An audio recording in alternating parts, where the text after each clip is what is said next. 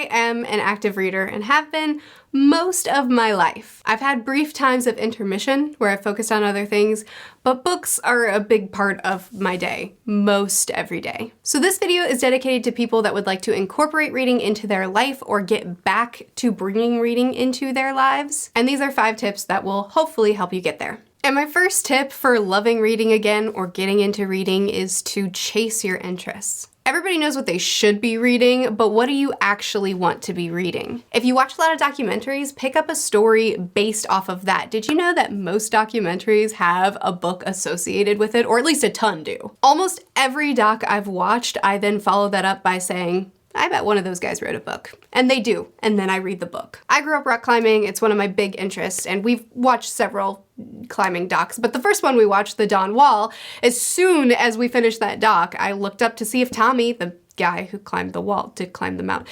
Checked to see if he had a book, and hey, he did. I got to read it. Same when we watched The Rescue, and I read Aquanaut, and so on. But that's true for whatever interest you have. Are you into adventure? Try Treasure Island or On Stranger Tides. You like sci-fi? Try The Martian or The Hitchhiker's Guide to the Galaxy. Whatever movies you usually watch, whatever your interests usually gravitate towards, chase that interest. Whatever book it is that you've been trying to get through for a year, or that you feel an obligation to read because of X, Y, and Z, you'll get to it. Start by chasing your interests. And if you don't know what that interest is, if you don't know where to go, you can also start by just rereading an old favorite, something that you loved reading as a kid that you'd like to revisit, if that sounds interesting. The second tip is to find an adaptation. If there's a movie that you already love, read the book. I know that sounds kind of backwards, and I know people always say, read the book first. Don't do that. Find a movie that you already love that's based on a book or at least inspired by a book and get a bigger story. The nature of an adaptation is that you cannot cram 400, 500, 600, however long the book, you cannot cram it all into 1 hour and a half long movie or 2 hour movie. Just by nature, you're gonna get more character information, you're gonna get more world building, you're gonna get more understanding of why the plot points happen the way they did in the book. That's not to say that one is better than the other, it is what it is. So if there's a movie that you absolutely love, check out the book and experience the story brand new with fresh eyes in a different format. Get more information on that story that you already love. I've actually gotten multiple people into reading by doing this, by telling them, okay, what's your favorite movie? It's almost always somebody has an adaptation on their list of favorites, and then I watch the movie. I'm not really a movie watcher. I watch the movie for them, they read the book for me, and we discuss, and they realized that it was actually a really fun experience. Now, it's good to keep in mind that it might work out better for you to pick a shorter source material than longer one. Like maybe your favorite movie is The Count of Monte Cristo, but you also happen to love The Hitchhiker's Guide to the Galaxy. Both are phenomenal books, and in fact, The Count of Monte Cristo is one of my favorite books of all time, but I would recommend starting with Hitchhikers first because you will get through it faster. It's just a better plan. And in that first tip, when I talked about categories, if your interest is here, check out this book. I intentionally only chose books that have adaptations. So if any of those books sound interesting to you, all of those are adaptations of something. Plus, I just think it's a good idea to keep in mind that reading is slow. By nature, it will take longer. If you're used to a 1.5 to 2 hour long story, you will not find that in a book. But I think that that's one of the big benefits to reading. In a world where everything is constantly working to be faster, sleeker, more streamlined. We're looking for productivity hacks and ways to cram more into our day. Slowing down and doing something that takes time and takes investment. Not only is it good for the wiring of our brains, I have a video talking about the benefits of reading for our brains. Check that out if you want to. Not only is it beneficial for the wiring of our brains to be reading, but I think it's also really just good for our state of mind to slow down and invest in something that's time consuming but still satisfying. The third tip is to try out different formats. A physical book is awesome. I love reading through the pages, physically turning pages and feeling the book, feeling really, really dense and thick on this side, and then as I continue to read, the pages build up over here and I can can physically see my progress. It's awesome. But when I'm doing a mindless task like driving the same route I drive every single day, or cooking a meal that I'm very familiar with, that I'm very comfortable with, I don't have to check a recipe, or cleaning the house at the end of the day, these mindless tasks that don't require any significant amount of my focus, being able to stay immersed in that story by listening to the audiobook while I'm cleaning, man, it's awesome. Listening to podcasts is really cool too. Listening to TED Talks, watching a YouTube video, listening to music, all these things are valuable, but sometimes put on an audiobook and it makes the task a lot less boring. Plus, ebooks. Ebooks are a recent discovery for me. I have always kind of just stuck to physical and audio, but I've recently started reading ebooks in bed at the end of the day, because I was reading in bed with a lantern under the covers at the end of the day, which, I mean, like, it was fun, I guess, for a little bit, but this is way better. Kindles are compact, they're convenient, a lot easier to transport if you're just like running a bunch of errands and you want to be able to flip through pages instead of scroll your phone in between errands. And a lot of times ebooks are a lot less expensive than physical books or audiobooks. Not always, and I have a personal gripe about that, but a lot of times they are.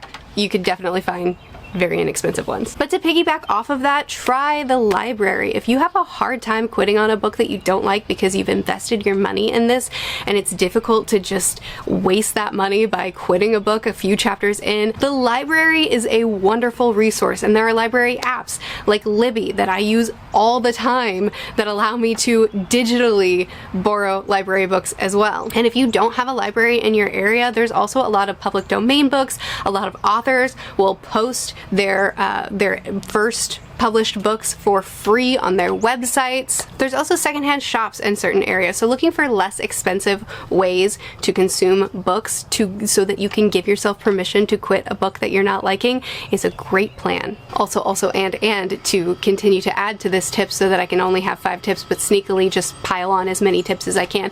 Try to know what you want to read next. Having even just a small stack of this is what I'd like to read, knowing what you want to read next and being excited for the next story helps, so that whenever you finish the book, you don't finish reading. You have a plan of action to continue to be a reader.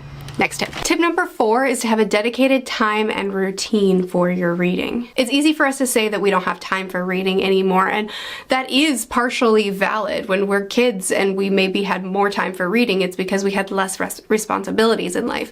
Now, as adults, we have jobs, we have family, we have social obligations, we have personal obligations, we have things that we have to do in our day, and reading feels more and more like a luxury, and sometimes like one that we can't afford. But like with anything that we want to integrate into our lives, making it a habit is essential. I recently read a book where the author talked about anchoring new habits that we want to create to already established habits. Like, I want to keep my counter space clear, so each night as I brush my teeth, I will be organizing the counter, putting things back in their place as I'm brushing my teeth. You will always brush your teeth. Now, you will always also keep this space clear. I first started doing this with reading without actually realizing that that's what I was doing. I was doing research for my videos, like what reading does to the brain and what fiction does to the brain. I don't remember those videos that I did. While I was researching those videos, I learned that blue light actually suppresses melatonin, which is the natural hormone or chemical that our body creates to help us to fall asleep. And so it's strongly recommended to turn off all screens, don't look at your phone, computer, TV, etc. 30 minutes before bed in order to be able to fall asleep more easily, get a deeper sleep, and get better rest. So I made the commitment to turn off all screens before bed and dedicate 30 minutes an evening to reading. And I'm already an active reader. I already made time for reading in my day, but having that dedicated 30 minutes before bed was a game changer for how much I read. Not because I sped up my reading speed, not because I had some sort of hack, just because there was a dedicated time every single evening, 30 minutes, compounded to a lot. So not only creating a dedicated time every single day of saying this is when I'm going to read, but anchoring it to an already established habit so that you know that when you do X, you will also do 30 minutes of reading or 10 minutes of reading or one chapter of a book or whatever you want to anchor to that habit is incredibly helpful for actually building that habit and creating a link in your mind that feels much more natural. And my final tip in this video is to make it social. The reality is that social media is a massive part of our lives now. Not only as a time sink because we're mindlessly scrolling, but it's also our way of communicating with communities of people. This is a good thing and it can be an asset for reading. There are a lot of readers all over the world, and getting involved in reading communities makes reading a lot more fun and engaging because you're actually actively talking to people about the stories that you're reading, so it doesn't feel so isolated and solo, but also you're already going to be interacting in social media. It's just a part of our lives now. So finding a way to anchor your reading to that social aspect is something that feels very, very natural to our brains now. Obviously, you're watching a book-based video, so you know that there is bookish content on YouTube, but there's also book communities on Instagram, on TikTok, probably on Twitter, definitely on Twitter. All the places that you go to social. But I also have my own communities of readers. I have 2 Discord servers. I have one that is open to the public where we buddy read one book every month. We say this is the buddy read book for the month, and everybody that wants to read that book participates and discusses. And then over on my Patreon, I have 2 buddy reads a month. So that's 3 books a month that you have access to within my own community that we can talk and discuss. And it's fun. Making my reading social has probably been the single best thing that I've done for being a more active reader. I have always loved reading. That has never not been true for me. But once I created this channel, created my Discords, started connecting with humans and developing real, genuine friendships around them. Actually, at the time that you'll be watching this video, I'll have just returned home from a wedding of one of my mods on my Discords. Like, these are my real life friends that I've developed through this. Getting involved with communities of readers and discussing books or life or anything has become the biggest asset for me being a much more active reader, because now reading is a part of my community and not just a part of my day. But anyway, those are my 5 tips to either getting into reading or getting back into reading, depending on where you are in your reading life. I hope one of them might help you. And if you have some tips of your own, feel free to leave them in the comments. I post videos on this channel every Monday, Wednesday, and Friday. I post dedicated reviews, discussions, vlogs, just more bookish discussions on my second channel, which I post on Tuesdays and Thursdays over there. That's linked in the description of this video, along with a bunch of other things. I'll see you again soon. Bye.